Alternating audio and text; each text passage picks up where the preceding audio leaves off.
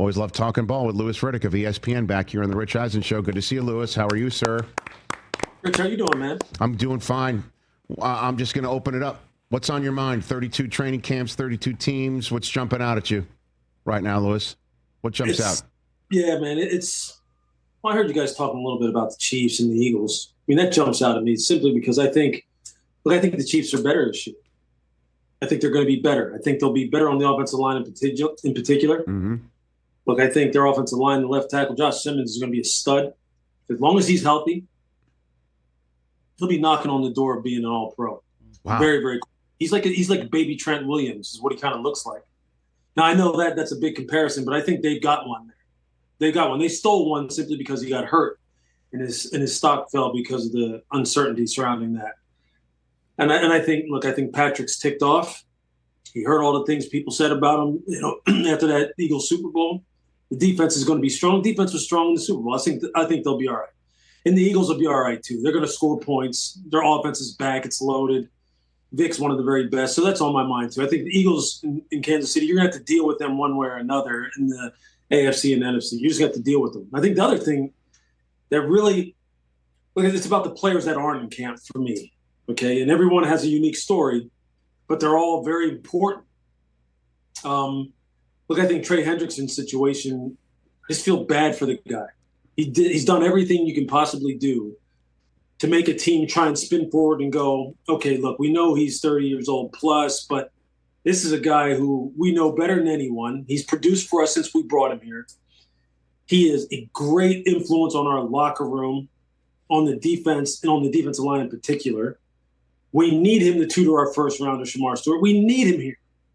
And yet they can't seem to figure out what fair value would look like on a new extension. Because he deserves it, and he's earned it. Those are the easy ones for me. See, all three of these guys are easy for me. Terry McLaurin's easy. Another guy. He's going to be 30 in September. But I'll tell you this, any Washington Commander fan out there, I want you to project forward what you think your offense will look like without him on it. If somehow this becomes a protracted type of holdout, what do you think your offense is going to look like? What do you think the effect that'll have on Jaden Daniels? Washington's front office has done, Rich, they've done everything right, absolutely everything right since they've taken over this new regime. They need to do right by this guy, too. They do. $30 million per year on an extension seems fair to me. It puts him right where he needs to be, projecting him going forward. And Jaden needs him there. I know we look at Jaden Daniels and we go, when he does media availability, we go, how long has this guy been playing? Has he been playing like 5-6 years? Is he at multiple times? He's in his second year. He's still growing himself. And the Micah situation is just asinine. I don't even know where to begin with this in Dallas. You draft, you develop a guy who's done nothing but spill his blood out on the field for you and become one of the most dominant and feared players in the league. And now you're having these moments where you're saying you thought you had a deal in some casual off-the-cuff conversation with the player without his agent involved, and now you won't contact the agent? And you won't, strike a deal? But you're telling the fan base, don't worry, because you're going to pay him top market dollar anyway when it all comes down to it? And then you're going to be hamstrung because of what that does to your salary cap and what you can do as far as, having the flexibility to add other pieces as pieces become available for you to add and hopefully get you back to the Super Bowl. It's just these guys, these kind of transactions for me are the easy ones. It's hard when you have borderline players who are turning down, who may be some, question marks off the field, who pose some kind of risk to you. These three dudes I just mentioned, they don't pose any risk to their respective teams. All they do is add. All they do is add on the field, add to the other players that are on your roster. And they add to your wins. And yet we're sitting here talking about them. Three very different situations, but ones that all seem dire to me. And I'm watching all three of those. I really am, because I'm fans of all three of those guys. Louis, why does it take so long to strike midnight in the NFL? You know what I mean? You know what? Why? Because we all know everything you just said. Is heard. I hear you. There's no question in my mind all three are going to get signed. There's no question in my mind on opening night, Micah Parsons will be in Philadelphia looking at Jalen Hurts on Thursday night after a banner raise. No question in my mind, Terry McLaurin will be there for Jaden Daniels. And Trey Hendrickson, and the Bengals, I could sit here and say the Bengals have a history of doing weird stuff, but they did get T. Higgins and Jamar Chase for a Joe Burrow who's been paid. They have done it. Yeah. So I feel like Hendrickson's going to be there against Cleveland on opening day. But why does it take so damn long? Like, why do we need to go through this dance, make them show up, make them hold out, make them, and make everyone else answer questions, then sound bites get things a little bit, squirrely, right? Because why? I don't know. Okay. Andrew Brandt always tweets about this, the former front office exec and agent in Green Bay, and he was in Philly when I was there for a little bit. And he always likes to say, look, deadline spur action, because quite honestly, people just kind of fall into this common way of thinking when it comes to contract negotiations that, you know what, we'll get it done later. Yeah, but the Steelers did the right thing with T.J. Watt, right? Like they could have made T.J. hold in, and Tomlin have to answer questions, and Aaron Rodgers, I know you're new here, but, answer a question about T.J. They didn't do that. They avoided the whole thing. They took care of it, like they did it. You're right. Look, and I think, especially when you're talking about guys who are drafted homegrown players, right? The kind of guys who let's be real, you have an emotional connection to, and you feel like you feel a heightened level of respect for, to where you would think that would spur you on to say, hey, look, we're not going to wait until the 11th hour and 59th minute. We're going to get it done early. We're going to hammer this out. I don't care if I'm on vacation on a yacht somewhere as an owner, or you're on vacation somewhere down in the Caribbean as a player, you or your agent. We're going to get together and get this done. So this isn't a distraction or something that's a talking point, once training camp comes around and the season rolls around. Some people do that. The Steelers are just blue collar. That's what they are. That's what the Rooney family is. And T.J. Watt, come on. Really? You're going to make this guy grovel for his money? You're going to make him have an extended hold in, so to speak? No, you're going to try and get it done, get it right. Cleveland, for as much as we bang on them, they knew they weren't trading Myles Garrett. As much as Myles said he wanted out of there and it wasn't about the money, it was about the winning, they were like, yeah, okay, say what you want. You're a generational player. We're not letting you go anywhere. How's this sound? How's $40 million per year sound? Boom, done, signed, gotcha. What do the Raiders do with Max Crosby?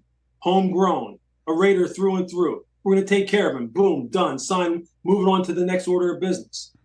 I don't know why some teams, though, decide, I guess maybe in Terry McLaurin's case, he wasn't drafted by this regime, although he's been through hell and back and produced with everyone. You would think, even though you don't know him and maybe you don't have that same kind of emotional, or personal equity built up with him, that you would go, damn, this guy has been like a soldier. Okay, let's adjust this thing.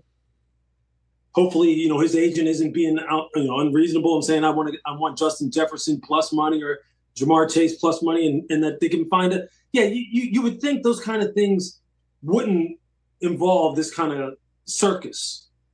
And with that, Dallas, look, your guess is as good as mine as to why Jerry uses this negotiating tactic. We have all pontificated about Jerry knows that there's other ancillary benefits to constantly being in the news cycle. And that's not just speculation. He knows that. He knows why his team's as valuable it is. I wouldn't take this tactic in order to build up the value of my team, but I'm not a billionaire and I don't own the Cowboys. So maybe my mind would be thinking like his too if I was there, but I doubt it. I don't understand why they're doing this. To the point where the kid now is penning these long dissertations on Apple Notes and putting them on social media, talking about why he wants to be traded and doesn't want to. That's just the NFL. That shouldn't happen like that. I don't give a damn if it's a contract negotiation, to make this guy the highest paid defensive player ever in the history of the NFL or not. It shouldn't be that hard.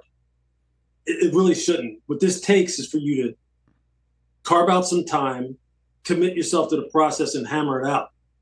People think these contract negotiations take long. No, they don't take long. What takes long is people not getting their rear end in gear and actually hammering it out and continuing to just push it off and push it off. That's what a lot of this delay is about. It's not about the actual negotiation. It's about people just being stuck in their ways and not wanting to come together and get this stuff done. And all it's doing is hurting the team. It's going to hurt Dallas. Because, I heard you guys were talking about a soft tissue injury here and there can change the fortunes of a championship contending team just like that. What do you think happens when guys like this sit out and they're not practicing football? When they come back, try and ramp it up to 100% as fast as they possibly can, they're putting themselves at risk to then get injured. So then guess what? Then Jerry starts talking crap about him like he talked about Dak Prescott. Look, I wound up paying him, and what did I get out of him? 7 games? He got hurt. Like Dak tried to get hurt.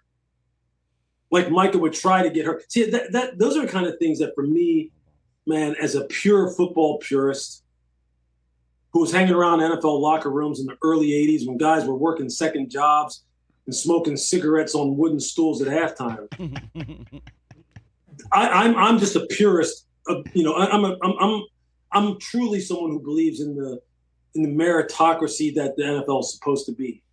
And it should be easy when you're talking about the superstars, the premier impact players. When it gets like this, when it becomes like a circus and becomes like a sideshow, it really pisses me off. And what really pisses me off even more is when the conversation then kind of becomes about, well, the player should honor his damn contract. He signed a contract. What's wrong with these players? Blah, blah. When people become so pro ownership that they kind of lose sight of really how this whole system is set up and why players do what they do, especially players like Micah, players like Trey, players like Terry, why they do fight for what they're fighting for, because they've earned it. They've outperformed their contracts and they've earned it. Louis Riddick here on the Rich Eisen Show.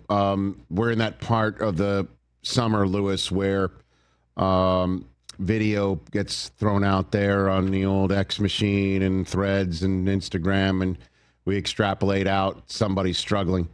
And it appears it's Caleb Williams' time in that barrel right now. Are you concerned at all about Caleb Williams' development with Ben Johnson, despite it just being the top of August right now, Louis? No, I mean, obviously you would love to see more good than bad, Rich. I mean, but people do this kind of stuff all the time to players. Let's be real. It's people that are covering these players. Mm-hmm. People have biases. People have preconceived notions about guys. They try to say that they remain neutral, but people don't. And so there's a lot of people now, because of the difference between Caleb and Jaden as far as how people perceive Caleb coming out of college and then Jaden Daniels coming out of school, they're looking for Jaden to kind of hit some stumbling blocks. They're looking for him to struggle. They're looking for sound bites that you can then twist and turn and go, see, this guy should have never been the number 1 overall pick. I told you how it was because of how he was at USC. So now they're looking for bad throws. They're looking for interceptions. They're looking for anything that kind of fits their narrative. Am I worried?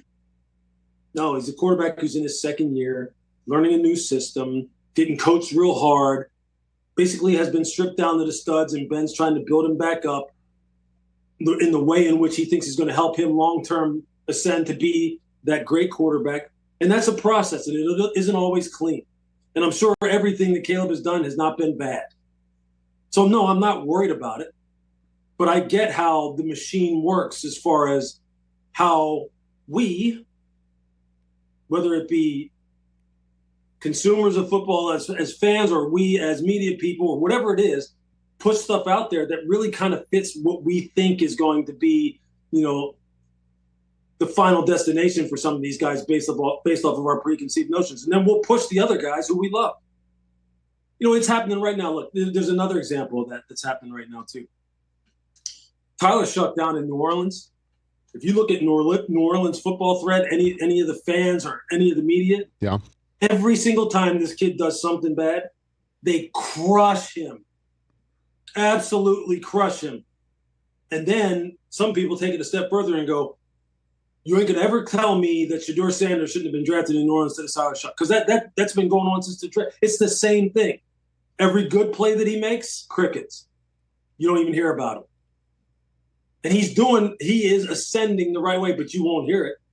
So, no, I'm not concerned about any of these guys because you know as well as me, there's been a trend lately with quarterbacks, which is sometimes their developmental rise, their learning curve takes a little while for some guys to find the right spot, find the right fit.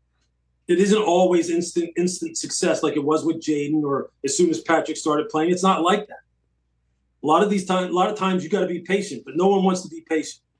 And people definitely aren't going to be patient when you're talking about a guy who you didn't like in the first place. So Caleb's dealing with it. Jaden's in the sweet spot. Hell, Bo Nix, you don't hear a lot about Bo Nix, although Bo had a hell of a year last year, and he's going to be even better, and Denver's going to be the truth this year. You believe You know why you don't hear a lot about Bo Nix?